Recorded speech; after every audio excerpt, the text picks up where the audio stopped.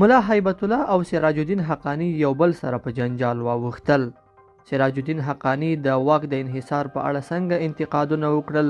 سراج الدین حقانی تازه څه ویلي دي؟ جزئیات په ویډیو کې وګورئ او چینل سبسکرایب کړئ. لیدونکو السلام علیکم. د طالبانو د حکومت د کورنیو چارو وزیر سراج الدین حقانی په هغه ویډیو کې چې د شنبې په ورځ په ټولنیزو رسنیو کې خپره شوې په خپله تازه وینا کې چې ظاهرا اشاره خپل حکومت ته ده، د قدرت په انحصار او د نظام په ننګونو انتقاد کړی دی. نوموړي په خوست ولایت کې د وینا پر مهال پرته له دې چې د چا نوم واخلي ویلي، نن ځانونه دومره حقداره بولو چې خپل رایه او خپل فکر دومره راباندې حاکم شوی چې ټول نظام ننګول، هدف کول، بدنامي کول، منحصر کول مو په مزاج کې په یو ابتکار او اساس بدل شوی دی. دا لومړی ځل نه دی چې یو جګپوړی طالب مشر ظاهرا په خپلو منځونو کې له اختلافاتو پرده پورته کوي.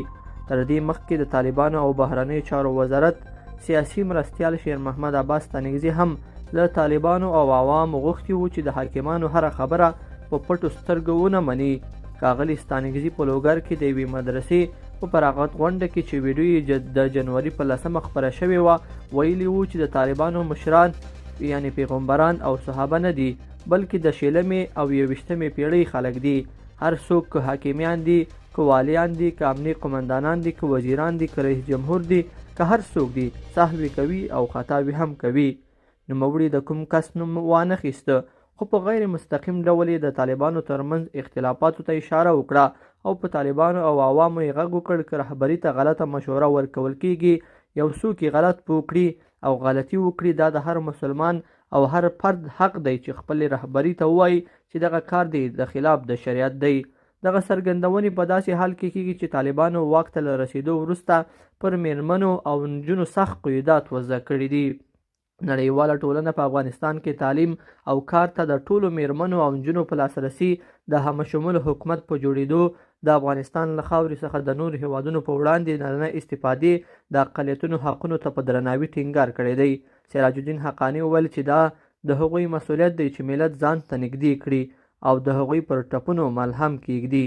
نوموړي زیاته کړه د ولس په کوتاهۍ او نیمګړتیاوو چې زه د وخت واکدار یم او په اصلاحي نظر ورته ونه ګورم، زه د ده په زخم پټۍ کېنږدم، نو څوک شته دلته؟ دا په داسې حال کې ده چې د راپورونو له مخې په دې وروستیو کې د طالبانو ترمنځ داخلي مخالفتونه زیات شوي دي. د دې مخکې غربي چارواکو هم ویلي وو چې د طالبانو د رهبرۍ شورا اصلي تصمیم نیونکي په کندهار کې دي، نه د ستانکزي په شان کسان. تر دې مخکې د افغانستان لپاره د متحده ایالاتو شاردپیرې کرن ډکر یو شمېر خبریالانو ته ویلي چې د طالبانو حکومت پریکړې په کندهار کې کیږي او د هغې په وینا د طالبانو هغه څیرې چې له غربیانو سره په تماس کې دي تصمیم نیونکي نه دي. لیدونکو په دې هیله چې دا مطلب به مو تر پایه لیدلی وي. کومه ویډیو خوښه شوې ویډیو لایک کړئ او چینل سبسکرایب کړئ. تر بیا ښه وخت.